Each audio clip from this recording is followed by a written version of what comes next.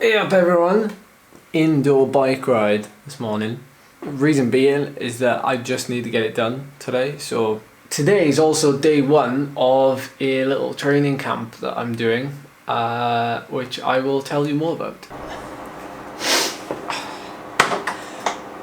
And by the magic of YouTube, we're done. We are done. That was 2 hours and 45 minutes exactly. Average power 211. Average heart rate 124. Things are starting to look like they're getting back on track now, at least for how my heart rate responds to kind of similar efforts and workloads.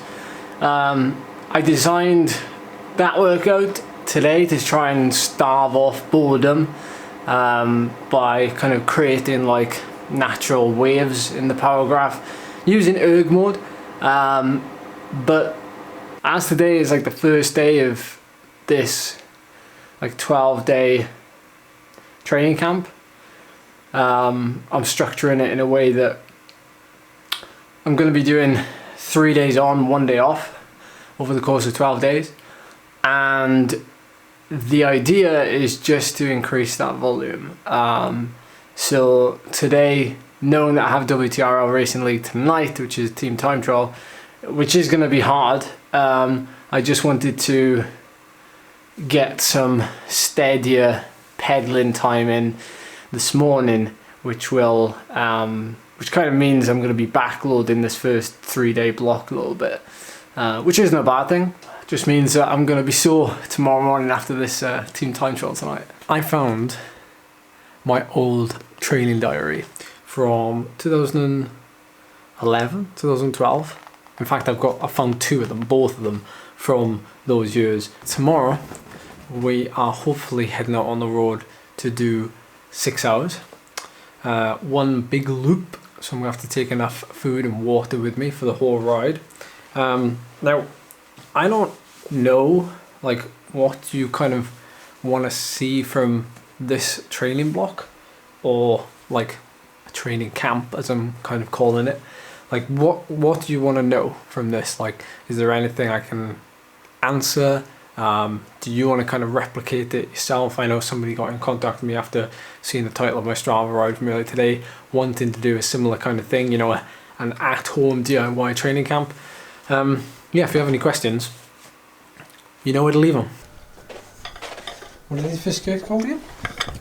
They're not fish cakes, they're vegan, I don't know, they're like quinoa burgers. It's a bummer that we can't like actually go anywhere and, you know, go abroad and have nice tarmac, nice weather, and ride all day with like 10 coffee stops and, you know, sunbathe on the patio in Mallorca or somewhere. Speaking of which, me and Charlie, we went on a it was like a cycling holiday to Tenerife. I've only ever been there twice, so I've been on training camps in the past. I actually did a vlog 2 occasions, I think. I was vlogging when we went to Lanzarote. There was only a couple of us that went from GLT Condo. Then before that was Mallorca training camp. I vlogged that as well. That was me, Russ Downing and Tom Moses, just the 3 of us. We did a photo shoot with Pedalhead. My old YouTube intro was actually filmed when we were there.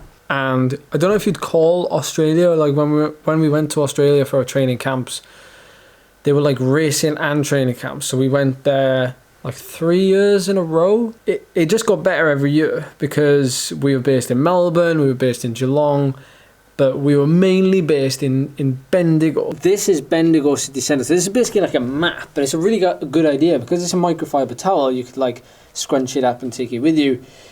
But this is like to portray like a couple of routes as part of like a tourist thing. I know some of these roads, or at least I remember some of them. So this was like the main road out that we always used to ride on to Mount Alexander, which is like further down the road here.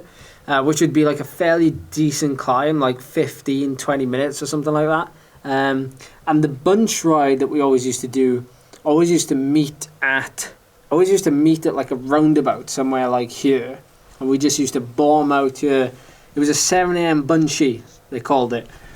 And the 7 a.m. bunchy would do this route where you go to Mount Alexander, you'd bomb it up the climb, you'd bomb it down the descent, you'd meet at the bottom, and then you'd take this other route, kind of like around here I think it was, and then back into the centre, and you'd have a coffee there, and the ride would start at 7 and you'd finish at like 8:30, like 9. You'd do like 75k in less than 2 hours, and it would just be glorious. So I've been sat here for 15 minutes waiting for my Wahoo to charge. I foolishly thought that I had charged it and had 100% battery, switched it on, it had 50%. I'm not going to risk riding 6 hours and it dying like 3/4 of the way around, so it's charging. I've been on this Element Bolt for like, I don't know, 5 years maybe. I really need the room. Okay, on cycle path, we're heading out towards Swansea. This will be like the first kind of 15k of the ride is all on the cycle path, which is marvellous. A couple of things I'm watching today, because I'm out for 6 hours. I'm watching specifically my average and normalised power. I want to keep them as close together as possible, meaning as little freewheeling time as possible. And that's going to be kind of difficult for this first half of the ride because of traffic and everything else. But that's just something I'll be keeping an eye on. I know, Zach, you asked on the live stream yesterday what sort of intensity factor am I shooting for, and what I'm looking for is anywhere between kind of like 0.6 and 0.7. Now that's quite a big range, but when you're out for so long, like in my personal opinion, I won't like come out on this ride for such a long ride and just say, right, I'm just gonna nail it at like 0.65 intensity factor. I'm not gonna budge. I'm gonna try and maintain that the whole way around. Like, I'm probably not gonna be able to do that. Yeah, I'm not so much for that. I'm more for kind of veering it a little bit, as long as I'm keeping it in a range. And like I said, I'm keeping the pedaling on, and I'm also keeping the heart rate elevated. Just a steady effort the whole way around. I would say that, like, if any of you are heading out for your first ever big rides, like this ride today is probably going to be a 100-miler.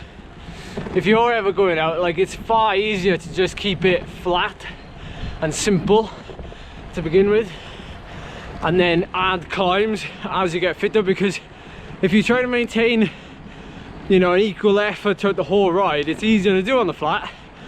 It's easier to keep the pressure on the pedals. On a hilly route, you know, you've got the uphills, you've got the downhills. That's something you can add in later. And as I'm going to finish this ride, I'm going to add climbs in nearer the end. I would say one of the biggest characteristics between a pro rider, an experienced bike rider, and an amateur is one that can just head out for hours and hours and ride, you know, slow and steady. I mean slow, you know what I mean. You know, not including kind of sporadic sprints or certain efforts that they see a climb and they want to go up it, because that takes away the stimulus from what is actually needed and wanted from a ride like this. All day riding is incredible because you just love the bike. Like, the bike is a mode of transport, and we sometimes forget that when it's hitched up to a turbo or we're riding indoors, and this brings all that back.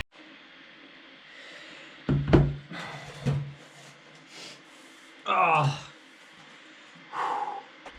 Right, just go back. That ended up being almost, it was basically the equivalent of 4,000 kilojoules of work on that ride. So if any of you have a power meter, you'll know that's pretty big. I went through 3 bottles of water, nothing else, and 5 of these Science and Sport energy bakes. They have 30 grams of carbs, but 11 grams or 10 grams of it is fructose. I'm really enjoying them. They're a bit gooey. I don't know how else to describe them really. They're like quite hard to eat if you were going like anything harder than endurance, I reckon. But no, that was a solid ride, and like I feel like I've been out all day, which I have, obviously 6 hours. It does take its toll, but it's just something about going out there and just like riding really steady for a long time. Oh, alright, I'm just gonna end the video here with this. I've never seen the cliff, so this is the cycle path going up to Kinhydra. I've never seen the cliff face with all these icicles. How amazing some of them fall in, so I don't want to hang around here too long.